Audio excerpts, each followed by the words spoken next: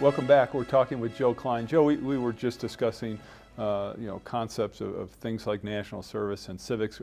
I did a program with Sandra Day O'Connor on her website. It's called icivics.org, which has an extraordinary array of resources for teachers who at multiple levels in terms of K through 12 education about civics. And I think one of the unifying themes I found in people involved in the political arena, Republican and Democrat, is I think everyone thinks the amount of civics education in this country and the amount of civics knowledge on the part of most citizens is really lacking. Maybe that could be a unifying theme. Well, I named a character in primary colors after this concept. Orlando Ozio, the governor of New York. Machiavelli said that Ozio is the greatest enemy of a republic. What was he talking about? Ozio is Italian for indolence. And what he was really concerned about was how do you keep a republic coherent when it's not at war? And we've had, since the end of World War II, the greatest experiment in Ozio in human history. You know, prosperity beyond anything that anybody could have ever imagined. We haven't had a war that threatened us existentially. And over that time, it became plausible for a lot of people, a plausible calculation, well, my vote doesn't matter, it's not going to make things are okay. But all of a sudden, things aren't that okay. You know, it began with 9/11, and it continued with the Wall Street crash. And we're in a global economy, and people are scared about the future, and it's time for us to be citizens again, but we don't have the wherewithal. When you look at what resources and what human resources we have to address the challenges of the future, and you talk about not having the wherewithal to really solve our problems, there's certain elements in society that I know you feel should give us hope, and veterans are one of those. So to expand on that. Well, that's one of the reasons why I'm so big on national service. You know, I felt it was my responsibility as someone who was writing about the wars in Iraq and Afghanistan to go there and to embed with our troops, even at my ripe old age. And I would like to thank all the kids who kept me healthy out there when we were on patrol. I hope I wasn't too much of a burden. But what I found was that the military, people in America do not know what the military does anymore. They think the military is still salute and charge the hill. But because of counterinsurgency, where the basic principle is to protect the community, they've had to learn a whole new skill set. They've had to learn how to govern. They have funds for public services. I saw a young captain in a very difficult town outside of Kandahar in Afghanistan, poll the local population saying, I have this money to do stuff, what do you want to do? And they wanted him to reopen a school that the Taliban had closed.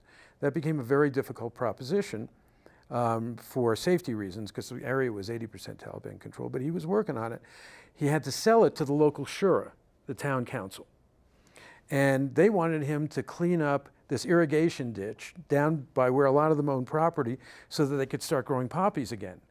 And he had to kind of deal with them and also do the school. And I figured, if this kid can do this under daily gunfire and IEDs here, when he goes back to Iowa, he can certainly do it there. And we have a generation of kids, captains, sergeants, people who were in leadership roles over there, who are going to be the next great generation of public servants in our country. I've met people who I think could possibly be president someday. At the same time, we have a lot of veterans coming back who are having a difficult time finding jobs, finding employment. Well, there are answers to that too. I mean, I think that that the military has been kind of recalcitrant. There are all these skills in the military, and the military doesn't want to certify people as welders, electricians, truck drivers, or so on, officially, because they're afraid that they'll leave and they'll lose them. But, I was talking to people in Ohio who were trying to get jobs for vets, and there are all these truck driver jobs out there now because baby boom generation's retiring. But if you come out of the military having driven trucks under fire, under, really difficult conditions, in Ohio, it takes you 6 months to get a license and $10,000.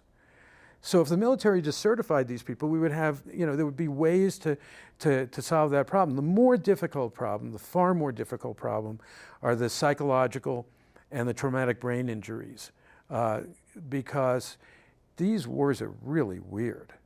I mean, in Afghanistan, I could embed for a week in a very difficult region and hear maybe only a few shots fired, but 3 or 4 booms every day. You're riding along in a convoy talking to your best friend about your girl back home, and all of a sudden, boom, and your best friend is in many pieces next to you. And your brain has been concussed.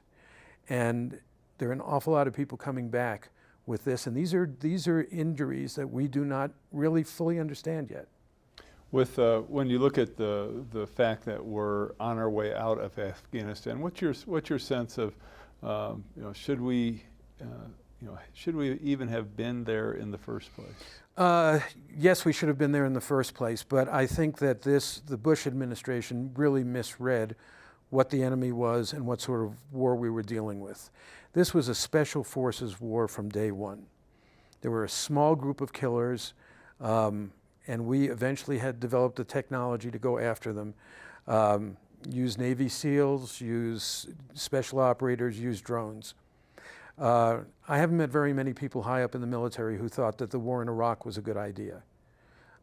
In fact, it was a phenomenally bad idea. Why? Why? Because first of all, he didn't have weapons of mass destruction. Second of all, the president did not know the difference between Sunnis and Shiites at that point. Third of all, who are we? I think the post-colonial era is over. It's up for, you look at that part of the world and you see all of these straight line borders, right? You look at Libya, and it has these long, straight borders, and that some white guy drew those borders. It wasn't them who drew the borders, it was us. Lord Mountbatten drew a line right across the middle of Punjab, and 1 million people died on that line in 1947 and 48. And so I think we're coming to a period in history where it's going to be up to them to figure out what the countries are. After the time I spent in Afghanistan and Pakistan, I think that there's a country called Pashtunistan that's half now Afghanistan and half in Pakistan, but where the Pashtun people live. The same is true of Kurdistan. And it was damn arrogant for us to think that we could settle that kind of stuff. All right, we're going to take our final break, and we'll be right back with Joe Klein. Coming up next. The greatest courage that you have to have now is the ability to compromise. And your money sources usually don't want you to compromise.